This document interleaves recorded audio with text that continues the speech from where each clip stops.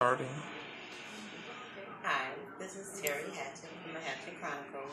We are live coming from WCLM 1450. We're representing my artist Geechie Dan. He's getting ready to do an interview with Monica. Stay tuned.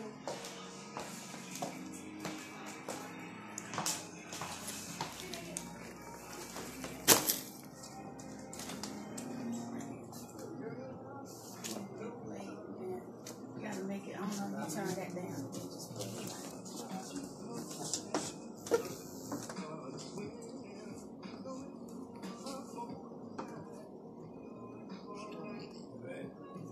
Give me 1 second. If we're gonna stop at 2 minutes.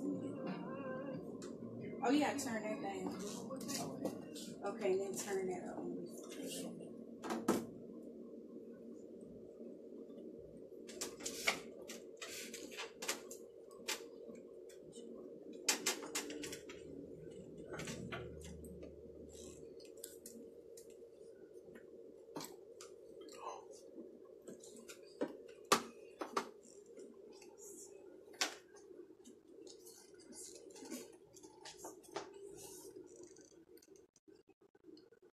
Water's totally frozen.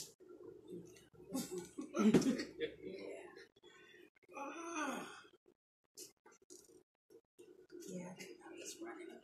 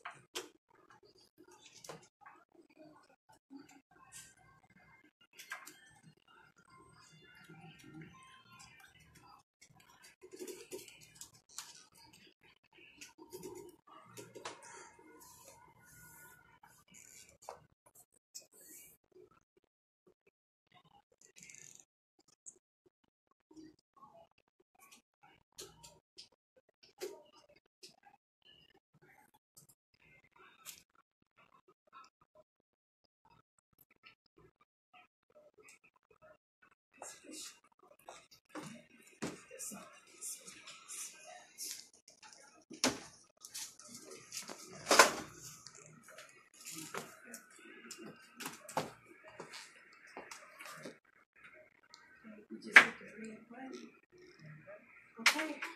I rose around when I fix you like that, you'll be ready to go, okay? Okay. All right, what time is it? 2:30? Oh, Huh? Yes.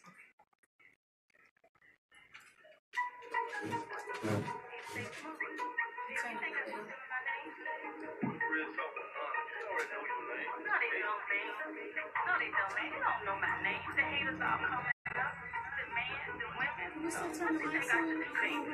Okay,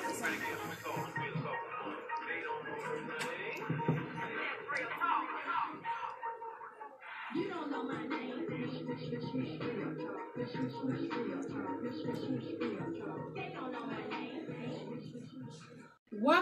Welcome, guys. This is your girl, Monica Elbow, aka Miss Real Talk, guys.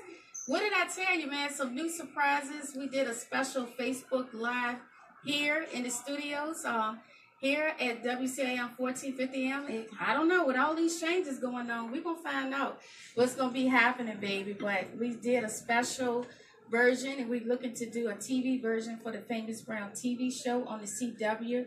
And if you don't know Famous Brown TV, you got to check it out. It's on the CW on 65 and Verizon.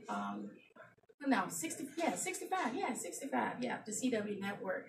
So, guys, guess who I got in the house, man? It's a packed house, man. New York in the house, baby.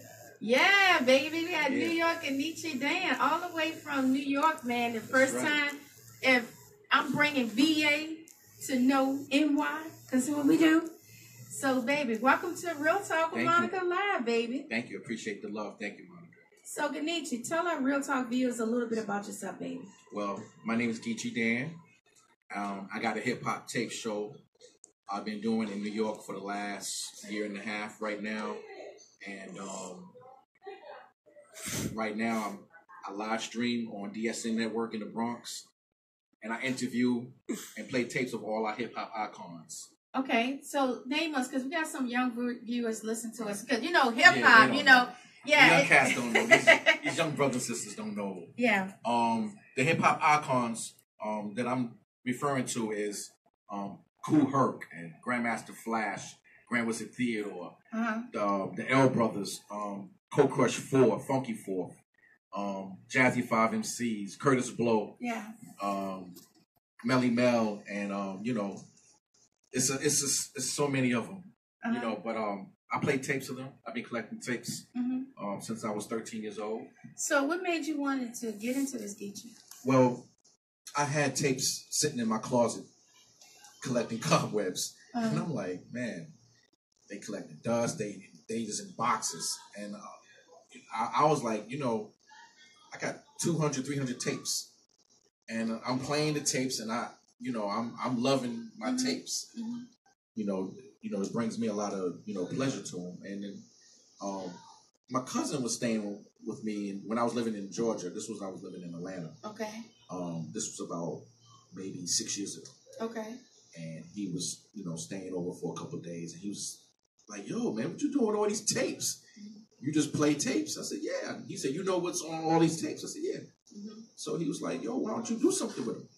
I said, "Yeah, all right, you know." Then I ran into Red Alert, DJ Red Alert from Kiss FM. Oh, wow, baby. You going back. Yeah, DJ Red Alert. Well, yeah, big shout out to Red Alert. Yeah. He was like, "Sounds like a hot idea to me." He said, "Go ahead and go for it." You know what I'm saying? "You got tapes like that?" I said, "Yeah." So he said, "All right, cool." Then ran into Franksky. Okay. From B103 in Atlanta. And he said he was doing the morning show. And I called up to speak to him. And we were just chatting and everything. Right. And he was like, "Yo, give me a call back, when I'm off the air." So I called him back and I said, "I got a tape of you when you was a amateur MC in a rap contest at Harlem World back in 1981. And he's like, "You got that tape?" I said, "Yeah." It was on the amateur side. It was on the B side. The A side is the battle with Kumo D and Busy B at Harlem World, and the other side was the amateur contest. Right. That he came in second place. And he'd been looking for that tape for 25 years. So he was like, "Yo, Geechie, I gotta have that tape." I said, "Yeah, all right, cool." So Christmas, I wrapped it up like a little, Christmas gift, and I went to his club he had on Peachtree Street, downtown Atlanta, and I gave it to him as a gift. He said, "Yo, man, that's what's up," because his son, he had nothing to show, to let his children hear him when he was a teenager doing his thing, and so I said, "Yeah, no problem." He said, "Yo, you should do something with those tapes." Right. So that was like the third confirmation for me to really take this serious. Yeah, it was confirmation from God telling me that you had to do this. Yes, amen. I really believe that. And then I started playing my tapes on the Blog Talk Radio with DJ Sean. His name is DJ Sean. Okay. In Maryland on his Hilltop radio show. And from there, people just started, listening to his show, listening to the tapes. And then I started inviting the people that was on the tapes on the show. I called Grand Wizard Theodore. I called Sherry Sher from the Mercedes Ladies. I called Mr. Freeze from the Jazzy 5. Rodney C. from the Funky 4. All these people that was on these tapes. And they loved it. They was like, "You playing tapes?" Nobody in the world was playing tapes. Right. Live performances, park jams, these old, skating rink parties, stuff like that. So, the more I was playing these tapes, the more, I was being encouraged to continue doing what I was doing. Right. From all these hip hop icons. These are brothers and sisters I was listening to. I was sneaking in the basement to record tapes whenever Mr. Magic or Africa Islam, when he was on WHBI, they would play a snippets of tapes back in 1980, 1981. So now as I got older, as I started collecting tapes, now instead of having the 5-minute snippet, I got the whole 90-minute tape of that party or the park jam, So when you did all of this, when did you actually start it? Well, when I was in Atlanta, I went through a situation where I lost pretty much everything. I got divorced. I was like, lost my home, lost my job, lost my car. Oh, wow. I lost everything. So I said, you know what, I'm going to start over. I prayed about it. I said, God, I really want to change my situation. So you went to New York? And I wanted, I really want to pursue and fulfill my dream. This was something that I've been wanting to do since I was a kid. And so what year was that? That was last year. Oh, last year? Last April. Oh, wow. I moved back to New York. I didn't know where I was going to stay. I just went on faith. Yeah. For real. Like, I just went on faith. You know what? Let's get back to that point about stepping out on faith. I think so many people, they get scared, they get complacent, and they think their world is gone, devastated. People get into drugs, they be homeless. When you have faced that much adversity, then you turn your adversities into something else. That because I found you through Facebook. I tell people social media is a new platform that you can meet and greet people. I definitely agree with and how you didn't, like you said, started off from nothing in Atlanta, then you went to New York, and then I'm looking, when I first came attached to know you is through Kevin Green. Yes. Kevin Green. Yeah, Kevin Green. He told me, he called me and he said, Monica, I see you got my boy down there. He's real cool. How he talk. He said, that's my boy. He said, you're a good brother. First thing he said out of his mouth, you're a good brother. Up. Kevin, thank you. So he said, it's a good look for me having you on the show. So how did you start it for nothing? Because, man, you similar journeys, not exactly, I wasn't married. I ain't married yet, right. But. No rush. I ain't in no daggone rush, baby. I just turned 40, baby. I be hearing people saying, when you gonna have babies? No rush. My baby is real talk with Monica. But, it just amazes me that you have this story, then you turn around and you got a name New York. You post a picture, you normally get about 1,000 likes or more. So crazy. So how did you grow from somebody from Atlanta stepped out on faith now? Okay. There's more to the story. Okay. It just wasn't.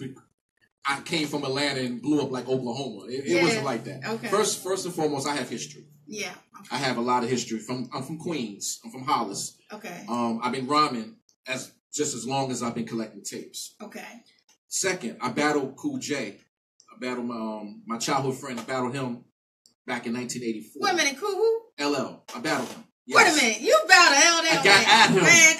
I got at him for real. Like I'm not I can't make this up. But I saw y'all together. That's my man. We cool now, but back then, he was number one, I was number two, and I was like, yo, I'm get at you. So I had a rhyme about him. I got him. I dissed him at a club on Farmers Boulevard in 112th Road, right? At a spot called the Black and White, and I was on stage rhyming, and I said it's not a fable, it's not a myth. Cool J's real name is James Todd Smith, but when it comes to rapping, he can't compare because his hairline is back here. I swear. And everybody's like, oh, yo, woo. He wasn't there yet. He came about 10 minutes later. He came and walked in, and Cats was whispering in his ear, yo, I know you ain't gonna let this dude. I know you ain't gonna let Geechie come off on you like that.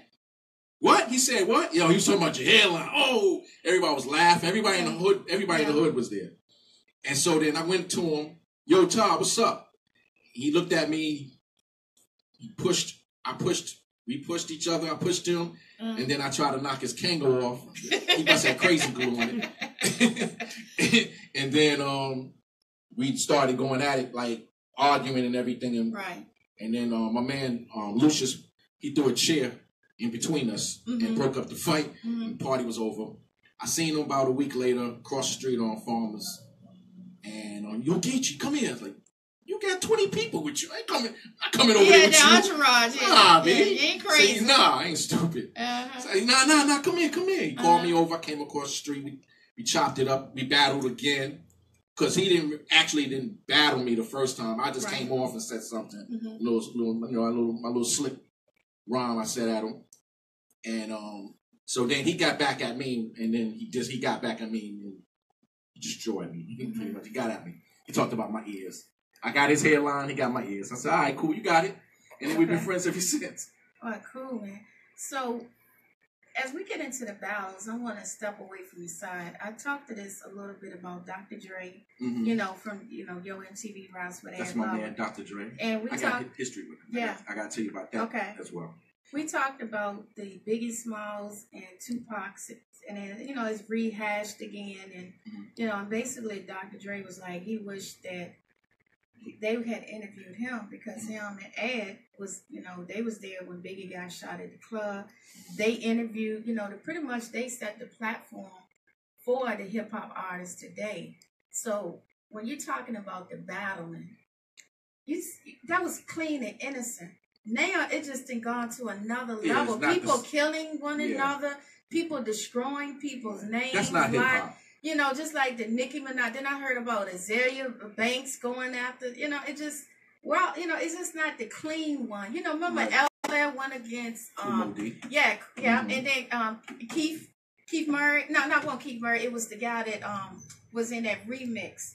I forgot him. That him and LL had beef one time. And then had beef with everybody. I know. You talking about Hammer, Ice-T? Yeah. No, it was the guy that he thought he was bad. Little short guy with the bald headed and LL. Oh, Cannabis. Cannabis, yeah. Oh, yeah. Big shout out to Cannabis. Yeah. Yeah, but you know, it was just clean. You know, like Nas. You know, and you hear all these guys that it was innocent, and then boom. Yeah, hip hop is all that is not hip hop. Right. Let's get this straight now. Right. That's not hip hop. That's violence. That's not what hip hop is about. You battle. Instead of you actually, you know, getting somebody with the gun or all that, or with a weapon, yo, put down your gun, put down your weapon. We're gonna battle with whether we're gonna dance, as far as like, you know, break dancing, or we're gonna battle on the mic, or we're gonna battle on the turntables. But that's the way we're gonna solve our differences. Right. That's hip hop. Yeah. And then after that, you shake your hand. Right. And then you keep it moving. Yeah, I mean, people just dying from this game. I mean, it just was crazy. You know, two big pioneers, and you know, like Dr. Dre was saying, it was about money. The media hyped it up so bad. Yeah. It wasn't the, you know, of course, the so-called camps was beefing, but it was the media that actually drew this thing much bigger than it is. Do you feel like the media had a part into that? The media had a big part in you know, perpetrating something that making it bigger than what it really was. Just to sell. To sell magazines and sell records. But, you know, again, that's not hip hop. Yeah. I mean, I'm glad we came from that. Yeah. Because the culture was almost destroyed. Yeah. From that.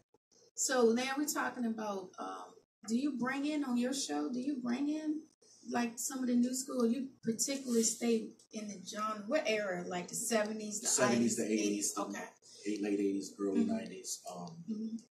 You know, I do want to create another type of a show where I close the gap, the generation gap from what was to what is. Because these young cats, you know, these young brothers and sisters, they need to know. Right. They need to know Herc, Melly Mel, Grandmaster Cass, Cold Crush 4, Funky 4. They need to know Curtis Blow. They need to know an early LL, right? An early Nas, or early Rakim. Yeah. Because now that was real they don't lyricists. know. Yeah, right? They don't know. Yeah. And see, the KRS-One. The KRS-One, exactly. Yes. They don't know that generation. And I think that once this generation knows and understands that generation, we can bridge the gap. And I think this generation can make better music, better songs. They can challenge themselves to make better music, to opposed to just saying anything, popping pills and liquor, this and that and this, and just saying a bunch of ignorant stuff. And so I had one show where I had a young artist, young boss from Connecticut. He did his songs, and I had Reggie Reg from the Crash Crew and Debbie D from Us Girls from the movie Wild Style on the show doing they did their thing. So now Young Boss understands Crash Crew and Debbie D, and Debbie D and Crash Crew understands Young Boss. Now we can close the gap. We can bridge the gap some, to opposed to just letting these young people do whatever and say whatever. You know, this platform, this hip hop was created so we can have a voice. And it was always against the norm. It wasn't the norm. Hip hop was not the norm. Disco was the norm. Everything else was the norm. So we went against and created our own. We couldn't get into the clubs with sneakers on. So we go to a park jam where it's accepted. We do our way of dancing, our way of life. And so we created that. Sweat and tears, sacrifice. These brothers and sisters from my generation wasn't getting no money, no real money, sneaker money, pizza money. Now these cats is getting 10 million, 20 million deals, dollar deals. They getting crazy. They getting money, real money. Yeah. And they come up with the ignorant what's this subject matter. What's this trap music? That's what do you feel about that? Yeah, trap music. I had a lot. That's rap. That's just generation rap music. That ain't hip hop. Yeah. Hip hop is a culture. That is not hip hop at all. So, this generation needs to know these icons that open the doors for these guys to make the money that they're making and able to have a voice in the game, because their voice is powerful. You can make a song. I can make a song. If I was 20 years old I can make a song to just, to go at Trump and talk about social issues, talk about NYPD. It's just the subject matter is unlimited. And these brothers and sisters need to step it up and challenge themselves to create better music, better songs, make classics. No one makes classics no more. Yeah. Have you ever noticed, you hear a song and you don't hear it no more, and then after 2 years, he's out of here. Yeah. You don't remember none of his songs. Yeah. Like right now, I don't remember these guys that's going platinum and get deals and potato chips and I don't know what record they did. I don't know what record. I don't. There's no classics. Right. And so, hopefully, God willing, when I come back in the game, because I'm coming back in the game. Whoa, wait a minute. I'm coming back. Yes, Monica, I'm coming back. What's coming back in the game mean? Meaning I'm coming back to let everybody know I'm coming back, and I'm going to, You gonna drop a CD? Drop out? Yes. I'm working on a song right now called "Chilling on the Beach." Chilling on the beach. Okay. Yes. And can you say who the producer, or is still in the early stages? The producer is Frank Hatchett. Okay. Got a new management team. Okay. I got I got some sponsors coming with me. For my live streaming show. I got an app, the Geechie Dan Hip Hop Tape Show app that's coming out next month. So you can it's gonna be a tune-in. That's app. Hot. And so when you go into the app, you'll be able to listen to the tapes 24/7, 7 days a week. Wow. So how did all of this transpire now? You then created this into a brand. I figured if I'm going to get back in this game, I want to be able to do something meaningful. It has to be something. It has to mean something. It has to be classy. It has to be positive. It has to be global. Right. It has to be where people can say, "I like that." It's something not the norm. No, we need to change this game, this hip hop, or this rap. Let me change it. Let me rephrase that. This rap game right now needs to be something needs to happen.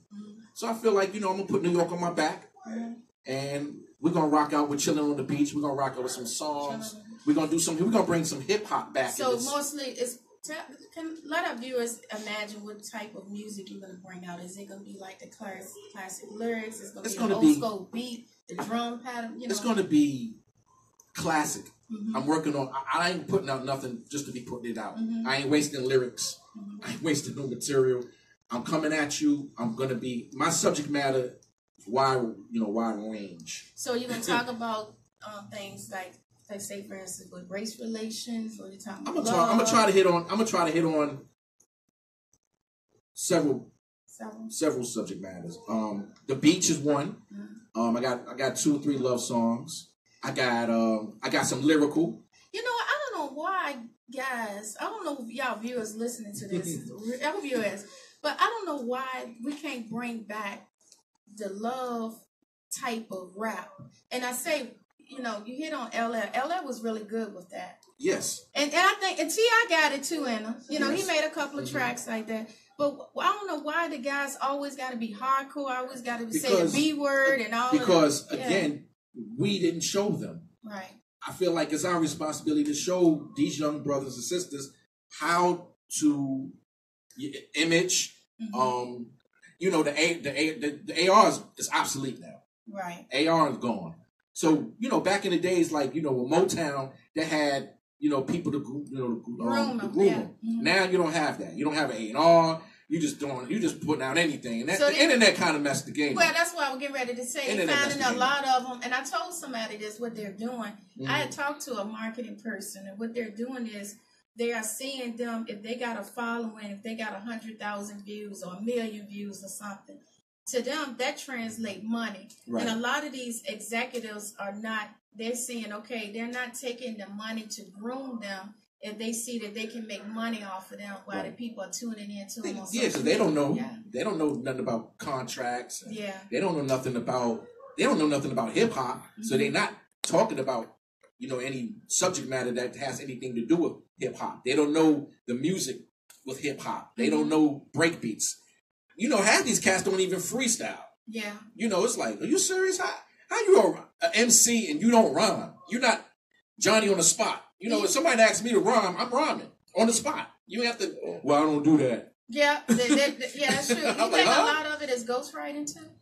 Yeah, but a lot, the thing is right now, like you said, the internet, it's easier to get a deal than it was when I was trying to get a deal because the competition was, it just wasn't the same. Mm-hmm. You know, the internet has made it easier for guys to come out, you know, sounding like they eating a bag of corn chips. And you're like, you know, it's just like, the game is just messed up. So, you know, right now I want to, you know, continue concentrating on my live streaming show by playing the tapes. I'm concentrating on my music. I'm also associate producer for the Hip Hop Hall of Fame Museum. JT Thompson he's the CEO. Okay. Him and Yoda from the Crash Crew. Big shout out to them. Yeah, I saw that. So is that in the early stages? Because I saw it on the internet that they building it right there in the Bronx, right? No, that's in Harlem. Oh, the Harlem. Mm-hmm. Okay. Mm-hmm. It's called the Hip Hop Hall of Fame Museum. Okay, wow. And it will be open in late 2018, 2019. That's not bad. It's going to consist of a movie theater, gift shop, television studio, radio station, museum, exhibits, which I'm working on with you know, with my subcommittee. I'm overseeing the tapes, the flyers for the museum, for the exhibits. So I definitely want to have a museum. I'll give you an example of what I'm working on. I'm going to create a hologram of one of the icons. For example, Kumo D versus Busy Bee battle at Harlem World, 1981. I'm going to create a hologram of that at the museum. That's going to be part of the exhibit. It's going to have the tape, the actual tape, the MP3 that's going to be playing behind the tape, and then the flyer that connects with the tape, with the party. And it'll have a booth. And you're going to walk in the booth, and you're going to be like, listen to the tape. And the visual is you're going to be actually at the party at that time, 1981. That's serious. That's some serious thing. Yes. That's awesome, baby. So that's what I'm working on with the Hip Hop Hall of Fame Museum. So I'm working on the music. I'm doing my live streaming show in the Bronx. I'm working on. And where is that at so you can tell our viewers? 1838 AD Avenue in the Bronx. On DSN Network. Saturday evening from 7 p.m. to 9 p.m. Okay. And where are you on Facebook? I'm on Instagram. I'm live streaming. I'll be on ViveLives. Okay. .com. I will be on YouTube. Okay. As well. Yes. And I'm still on the DSN network. Big shout out to DWI. And my mentor, Andre Brown, as the world knows, Dr. Dre, he's also on the DSN network as well. My history with Dr. Dre is 1984. He was in college, and he was going to taking up communication as his major in radio. And the college had the radio station back then. Now it's gone. WBAU Radio 90.3 FM. And so that's with Chuck D, Flavor Flav, the Bomb Squad, Hank Shockley, Keith Shockley. What? Everybody got their start. Bill Stephanie, he's the producer of that movie, the music producer for Eddie Murphy's movie, Boomerang. Yeah. Yes, that was Bill Stephanie. He produced Miss Jones' record, Stepson Records. Yes, so everyone from that clique, I was with before Public Enemy, before they even made records. That's awesome, man. To see all of that knowledge and talent blossom. Yes, everybody from that radio show blossomed. Yeah. Dr. Dre went T Money. They did Original Concept, and then they went to do Yo MTV Rap. Yeah. Public Enemy, Chuck D, and Flavor. They went to do Public Enemy. Hank Shockley and Keith Shockley's brother, Wizard KG. They produced Ice Cube. They produced Public Enemy. They produced Slick Rick. So everybody, Bill Stephanie went on to do, movies. So well, here I am. I blossomed to I used to make demos for the radio station, and I get a call from Park Jam legend Mikey D from Queens. Oh yeah. Yeah, my man Mikey D. Big shout out to Mikey D. Tell him he got a call. He got to call in. I get hold of him. I got you. He got a couple of people want to see him. Yeah. Big shout out to him and Johnny Quest. He called the radio station. He was like, "Yo, we speak to Geechie Dan." So I was like, "Yo, who's this?" He said, "Mikey D." I said, "Yo, what?" So I was a big fan of Mikey D at the time, and I, thought he was incredible. Yeah. Lyricist. Yeah. And he still is. Yeah. And he was like, "Yo, come hang out with me in Lawrenson." I went to hang out with him, and we started, rhyming together and bugging out. So I started hanging out with him and rhyming together. And he liked one of my songs called "Let's Dance," and he told me to take my demo to his record label at the time was Public Records, and it had him, it had a rock group, had Special K from the Treacherous 3. He was on the label too. Wow! Big shout out to Special K. And so I got a record deal that I think I was 18, 19. I got my first record deal, and nothing happened from it. Yeah. Yeah, that's the business, man. It's the business. It's the business. I keep telling people, some of the businesses that I do, sometimes it's not going to always transpire like you want it, but you got to still have faith, and you still have to keep it moving because, that's just how it is. You got to know it's a bunch of wolves out there everywhere. Yes. Vampires too. Yeah. They'll suck you up, baby. Yeah, this business is not forgiven. Yeah. Nah, this is not. Yo, if you can find something else you can do in this business, go ahead and do that. Yeah. Yeah, you gotta have multiple hustles in the game. Yeah, I always say that. And now all this time, all this time that I was doing this, I was rhyming in the streets. I was battling everybody in Queens, and I was still collecting tapes as well. So, and I kept, my connections with everybody as time went along. Everybody blew up. All the people that I used to rhyme with or used to be, associated with. Everybody just, FUBU. I used to sell shirts with them. Oh, wow. For them. Well, and they blew up. Well, like I was telling it's like, this is crazy. Well, like I was telling people that, I told everybody I had ambitions to go to California, but New York is if you want to especially get into the music game and the fashion game, you got to go through New York. I don't care what nobody says. New York is the mecca capital of where you got to have that ear in the music, and now let's go forward. Yes. What do you think now, Cardi B? Now she is the hottest thing out here in rap. Well, that she had came from the Love and Hip. I know a lot of people don't like that show.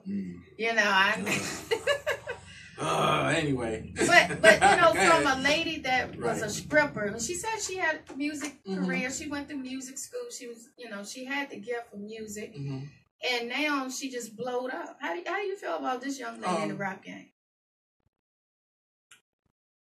I feel like this. If Kim Kardashian can blow up, then why not her? Yeah. I mean, I don't see the difference. What do you think about her lyrics? I really don't check her. I'm not checking her like that. Yeah, not checking. Yeah, she gets on the Billboard Top 100. I know about. I mean, I know about her. I just don't. Yeah. I don't listen to nobody really today. It's like, commercial. Yeah, I don't really don't. I hear a lot of underground. Yeah. Like I listen to a group called the Soul Breakers from Brooklyn. I like some of their stuff. Mm-hmm. I listen to some new artists. Mm-hmm. Underground stuff, but I'm not really checking a whole lot of people. Like the commercial. Because I ain't subscribing to all that. Yeah. To most, because like I said earlier, I'm not somebody that handshake you with the lyrics you be working. I'm like, I ain't trying to hear all that. But you know what? When you talk about all of that, I was telling everybody, if you played the music back from the 80s to now or the 90s, it's still relevant to me. That when I had my 40th birthday party, DJ, I told him just happy belated birthday. Well, thank you so much. And he basically played like jams like Eric B. Rakim. Mm-hmm. Then you had of course LL. Then you had Jay-Z. You had your Biggie.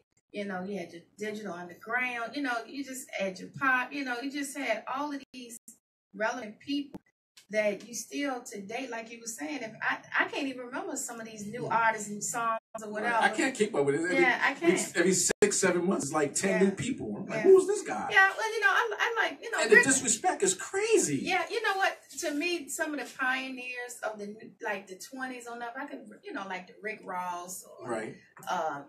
I could just name Wheezy. I can name all of those, but all these new ones popping up. Yeah. And there was one guy. Who was this guy that disrespected Nas? And Nas was not relevant. Who was this cat? Like, who was this dude? I can't remember, man. That's what I'm saying. So, like the these Migos, cats are saying the Migos went against somebody. Little Raunchy or I can't keep up with all these cats. Yeah, Lil Doe or something. Yeah, Lil Doe. Yeah. I'm like, huh? Who are you? I'm like, but the disrespect got to stop. Yeah. This I don't appreciate that. I don't like when, this generation feels like because they making the money that they're making, they feel like the cats before them, the people before them don't matter no more. So did you talk this conversation in your show with some of the old school? And I know that Melly Mel been really vocal about this. Yes, oh man, big shout to Melly Mel, man. Man, he's very vocal. Yeah, he put his flex out there. Yeah, tell him I could take him on and all that. I mean, he's crazy. Yeah, Did you see? What was that show? With the guy. What's that TV show that was on Bravo with the family that created Sugar Hill? Sugar Hill. Is that still on? Yeah. Well, they weren't on, but they was on this year. Yeah. Oh, okay. And they had I was hoping they canceled it. Oh, they ain't God. canceled yet. No, I don't think they did. But yeah. No, but another, like I said, all these reality shows got the term hip hop. Yeah. They've got nothing to do with hip hop at all. Yeah. I've been very vocal about my displeasure about how hip hop, the term hip hop, the word hip hop has been put in these reality shows and these TV shows and it's nothing to have to do with the hip hop. And these guys that's benefiting are not the icons. Ain't nobody in hip hop benefit from the shows. They need to have back the real TV shows like the Rap City, Ed Lover, Dr. Dre, yes. Yo MTV Raps. They need to have that knowledge back. And I saw they bringing back TRL. I don't know how that's going to be on MTV. Right. But, they had real shows that highlight artists. Then you was able to sit down and talk to them, get them to perform, and you don't have that no more. No, the outlets is gone. Yeah. You had Soul Train. Yeah. You had MTV. Yeah. You had BET. Yeah. You had VH1. Right. You had Source. You had Jack the Rapper. Mm-hmm. You had what's my brother name? Ralph McDaniel's Video Music Box in Queens. You had a lot of outlets. Mm-hmm. Now you don't have no outlets. You had, what's that, brother? The other show. Yeah, you had a lot of TV shows. Yeah. Music shows. So back then. Now you don't have them no more. So then that's why you think so you feel like with your show, you bringing that culture back from the internet, do you think your show can actually make it to mainstream? Where you got all of this competitiveness about they want the reality, you think? I think so. I think there's an avenue for my show to be on a network such as Netflix. I look at it like, you know, Netflix had the breaks. Was it the breaks? Yeah. And they canceled the show. I think early in the year. And you know, I look at my show as something that's authentic, more authentic than that show that was on Netflix, the breaks. So when they canceled it, I was like, okay, maybe this may be another opportunity for me to have my show on Netflix sometime in the future, because I'm playing tapes and I'm having the icons, all the icons, on the show. Have they been real receptive about the show? What they think? What their feedback on it?